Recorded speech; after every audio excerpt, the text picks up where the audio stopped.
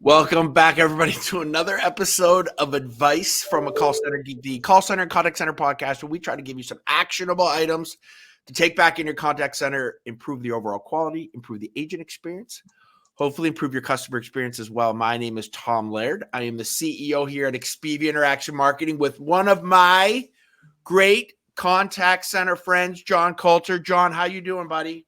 Great. Appreciate you taking some time for me this morning. So John is basically he's a VP at 5-star contact centers. And John, please correct me if I'm wrong. Basically in charge of all the sales operations that you guys do at 5-star and kind of the beginning of onboarding. Is that kind of, am I giving you enough credit or not really? Oh, too much credit probably, right? And no, I do everything from sales, marketing, onboarding, and then I kind of run in the background of all of our clients just from a strategy, new implementation technology side. So John and I just literally had an hour-long talk kind of on the state of not only the BPO space, but I think the contact center space in general, nearshoring, offshoring, technology, and just kind of said, hey, let's hop on here. This is kind of an impromptu podcast, but I think these really become the best and talk about some of those topics that we just discussed that was really helpful to me and hopefully to you too, but I think it maybe have some help for everybody. Let me start with something that you said that I thought was awesome. And then I know there's some other topics we want to get to here too. So you talked about in the BPO and in the outsourcing world that you see 2024 as kind of the year of the nearshore. And you said 2025 is the year of kind of AI and automation. Can you just maybe talk and let's talk and discuss that a little bit, because I thought it made total sense to me. But maybe you can just talk a little bit more on that. Yeah, I think where we're headed is there's lots of cool tools out there, lots of great technology. Adoption is starting to come around, but use and understanding how to use it is a whole nother level. So I think the time it's going to take companies to start digesting, learning, and augmenting that technology in the call center is going to take some time for them to learn and understand that. So that's one piece of it. The second piece is, as cost, almost every one of our partners, most groups we talk with, 2024 is a big budget. Hey, can you reduce my customer service budget by 10%? I need to reduce my technical spend by 10%. So as businesses are looking for reduction in costs, nearshore has been a great play. We have migrated about 3 clients nearshore in the last 6 months, really more of a blended rate. So they've got, maybe tier 1 or offline support nearshore, and then they've got some of their more complex within the US. What's nice in that model is allows us to learn it, use our technology, and then over the next 60, 90 days, we can start augmenting and or running analytics, and then diving into ultimately the self-help tools and some of the automation that companies are looking for. John, the other, I think, cool, and I think that makes sense. We see so many, and we kind of talked about this too, right? We see so many companies that are purchasing technology and they say, hey, we have this technology, but nobody knows how to use it. And I think so many newer tools are coming out now that, from a BPO standpoint, we have to almost become the experts, right? To kind of help customers with those tools. So that's a lead into my next question. And a lot of the tools that are out there that people are talking about, they're talking about auto summarization from an AI standpoint. We're talking about agent assist, right? We're talking about like IVAs and LLM chatbots and kind of getting into this AI world. I have had strong opinions on a lot of this, and it's really cool to talk to somebody else that is dealing with this stuff every single day too. We talk about different use cases, and I just did a couple videos on like, what is the real ROI on some of this AI stuff? Without me like poisoning your mind, can you talk about, again, 2 of those main things that everybody talks about right now, which is agent assist and auto summary? What are they good for? What are they not good for? Like it's not just like, hey, we got to have this stuff, but when is the proper use for both of those kind of things? Yeah, agent assist is an interesting one. If in a chat and email standpoint, a chat, for example, I love the agent assist where it can pop specific phrases for the agent. So it's literally a copy drag versus typing, right? I think that makes great use case. I think that makes sense. From a, conversation, a voice standpoint, we haven't seen it really ROI for our clients, mainly because our agents are trained. They know our partners, our clients' information. So that's really where we haven't seen a huge ROI on the agent assist. But, the auto summarization has come a long way from an accuracy standpoint. So we do really like that. Our clients that are on Salesforce or Zendesk, we're able to absorb those calls. Ultimately, they note, the key messages within the conversation. Agent can just scan it and submit it, and it's done. That has definitely been a big win for us. We do a lot of technical support. So you got to document, here are all the troubleshooting steps we went through. Yep. But just having that tool do that for the agent has been a huge time saver, because then our agent's not worried about typing. All they got to do is worry about, solving the issue, and then the auto summarization takes care of that. One of the things too that I think will be becoming an industry, not just in the BPO space, but in the contact center space overall, a topic that a lot of us are struggling with is do we build some of this stuff internally? Do we go purchase these tools? You and I have had so many conversations at so many shows about, everything right now is so vendor led, right? Everybody kind of jams this stuff down your throat, like, hey, you got to have this. This is, but I'm like, I don't really want that, or maybe I could do that ourselves. Especially when you start to see all of these companies just popping up doing this stuff. What are your thoughts on, when you talk to a customer, or if you want to do something right for a customer, like you purchase that technology, can you build it in-house? What are some of the thoughts that you guys have with that? Yeah, one of the things you said earlier that we always kind of remind ourselves is don't chase technology, right? It's always going to be changing. There's always going to be new companies. And if you're always looking for the next greatest thing, you're just going to continuously be looking for new technology to adapt, and you're never going to be an expert. You're just going to know a little about a lot. So we've really challenged our team to really focus in on the technology we use, and let's use it to its full extent. Same thing when we onboard our clients, we look at their current tech stack. Can it do, virtually we ask, what are your 5 main things? What do you want to accomplish with your technology?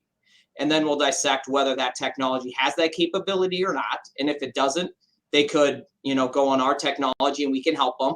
Or if they have it internally, we've got resources we can refer them to, or we've got a pretty good team that can help build that stuff internally. So really just depends on what their current use is and what they ultimately want to accomplish.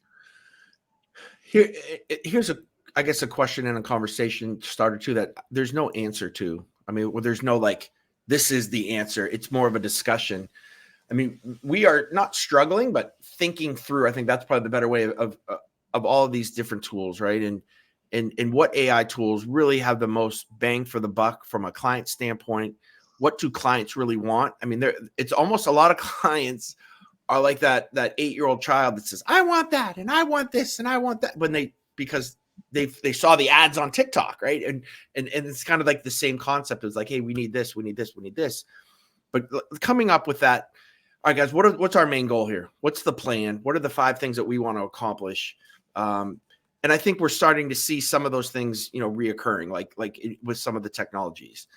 But what do you guys do as you're trying to learn, right? Because again, I think as a BPO, we really do have to become more experts in certain pieces of the technology to help roadmap our customers or clients that maybe are internal that don't really have that expertise in the CX space. What are some of the things that you guys are doing and kind of to learn, I guess, about what's real, what's not real? Yeah, what's nice in our world is we've got, 45 clients, and we're able to kind of see half of those clients we provide the technology for, half bring in their own technology. So it's kind of fun to be able to see what's working in one industry that applies to another industry. Everyone's talking about analytics and AI and how does it, help my business? And that's like the new flashy term is AI. Which I think there's great reporting. I think there's great use internally for that information. Ultimately what we've seen the most of is, again, it comes back to how can you help reduce our expenses, right? So we've really focused on self-help options and identifying how to identify those. So really tools that allow you to analyze your data is really what we've focused a lot of our efforts on. You know, we take thousands of calls and emails and chats and a lot of social media out there. But what are people really saying that can be automated or provide guidance versus getting to a live agent has really been our focus as we've researched technology. I think more people there needs to be more voice in the BPO space. I love BPO, right? To your point, we're dealing with healthcare, retail, tech support. We're dealing with all these different channels of customer types, which have nuance. On top of that, we're not just utilizing our kind of core set technology stack, but you know, if a client has Five9, they have UJET, they have Genesys, they have CX1, they have all of these we're utilizing as well. So not only do we see different channels of customers, but then on top of we see all of the technology. And I think that's another, we probably don't talk about it enough, as another huge use case or kind of value add for a really good BPO of like, guys, we've seen that, we've done that, that doesn't work.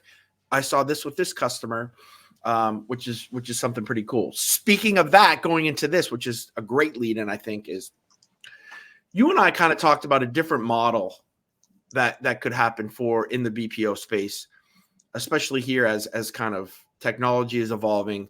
Everybody's doing things a little bit differently. We always had either you love it or hate it, this champion challenger type model, right? Where, you know, maybe somebody had 400 seats and you know, the client wants to go give 50 seats or 100 seats to another one and see how they work and play them off each other. And I think there is value to that to a certain extent. But you brought up something really cool, and I think something that we can evolve upon, and with all this new technology, something I think makes a little bit more sense, which is the champion versus champion type model. Talk a little bit about that, because I thought it was pretty fascinating, and I think it makes a lot of sense, and something that I know that you and I are going to really kind of look into as well. Yeah, you know, you know, ultimately the end goal is to make the world a better place, right? As we want to say, or our clients' lives easier. Where if you're pitting two groups against each other, it's always going to be who's better, right? Who's trying to win, who can win the most. The model we like is a champion model. So we have a few partners that do more of the champion challenger. We do have a couple that do the champion. What's great in that scenario is it's more collaborative. We're on one tech stack. We're able to analyze all data. All of our agents are stack ranked, intermingled. So you're able to see who's performing well, who's struggling, but ultimately share best practices and learn from each other versus, you know, trying to maybe figure out a way to cut a corner to make your results look better. You know, our job is to figure out how to provide a better customer experience. And if you got two BPOs working side by side, you know, sharing what they're hearing, what they're seeing, what they're doing differently, what can we do to be better as a whole? There's a lot of advantages to that. And I think, you know, we need to get to, I know Sam, I've talked to Sam 𝗲𝗏𝗏, who's another CEO of a BPO in Cleveland, and trying to get, and if anybody's listening to this too, in kind of the BPO world, to even get there's no real kind of leadership, I don't want to say mentor groups, but, you know, I think some of this with such changing technologies, there's so many of us that are friends in the space, right? Do we compete? Yeah, of course we do. But I think that there's enough business out there that if we can kind of evolve and kind of help each other, I think everybody wins from you know, our companies to the clients that we service for sure. So, John, it's always a pleasure talking to you, man. We always have a pretty good time at the different shows. But I think, you know, bouncing stuff off you and kind of your CEO Troy. You know, at the last show that we were at, I think both of us got a lot of stuff out of there. I got a lot of certain things from our contracts from you guys, and, you know, hopefully from a technology standpoint, there were some things that went back and forth with us. So I appreciate you joining, and we'll see what 2024 has entailed here, buddy. Awesome. You and I will make some predictions, and we'll do this again in a year. See who was spot on and who missed. I like it. And then, hey, if anybody, some of the shows that you're going to, can you throw those out? And then I know everybody can find you on LinkedIn and any kind of socials that you want to give out. Yeah, Enterprise Connect is a great one. I think it's March this year in Orlando. I think that's a great show from a technology.